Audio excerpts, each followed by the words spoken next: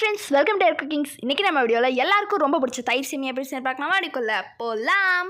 இப்போ வந்து பார்த்திங்கன்னா நான் ஒரு பவுலில் வந்துட்டு பார்த்திங்கன்னா தண்ணி ஊற்றிக்கிறேன். தண்ணி ஊற்றினதுக்கப்புறமா வந்துட்டு நான் கொஞ்சம் எண்ணெய் சேர்த்துட்டு உப்பு சேர்த்துக்கிறேன். இப்போ வந்து பார்த்திங்கன்னா நான் வந்து சேமியா சேர்த்துக்கிறேன். நான் 2 பேர் சாப்பிட்ற மாதிரி சேர்த்துக்கிறேன்.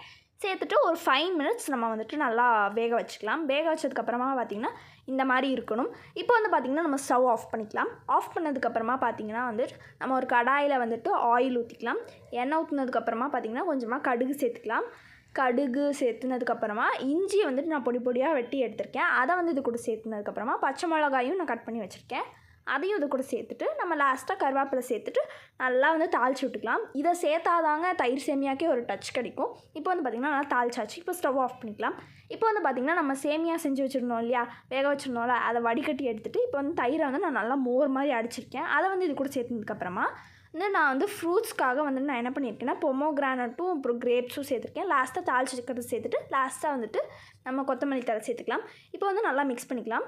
இப்போ வந்து நம்ம சர்வ் பண்ணியாச்சு. இப்போ நம்ம டேஸ்ட் பண்ணி பார்த்துடலாம். நான் சாப்பிட்டு பார்த்தேங்க, ரொம்பவே சூப்பராக இருந்துச்சு. அதுவும் அந்த கிரேப்ஸோடு சாப்பிட்றப்போ செம்மையாக இருந்துச்சு. நீங்கள் கிரேப்ஸோடு ட்ரை பண்ணி பாருங்கள், சூப்பராக இருக்கும். நீங்கள் ஃப்ரூட்ஸ், நட்ஸ் எது வேணால் நீங்கள் சேர்த்துக்கலாம். எனக்கு பிடிச்சிருந்தது நான் சேர்த்துருந்தேன். இந்த வீடியோ பிடிச்சிருந்தது லைக் பண்ணுங்கள், ஷேர் பண்ணுங்கள், சப்ஸ்கிரைப் பண்ணுங்கள். மறக்காமல் ஐகான் பில்லை கிளிக் பண்ணுங்கள். அப்போ தான் போகிற எல்லா வீடியோஸும் நோட்டிஃபிகேஷன் வரும்.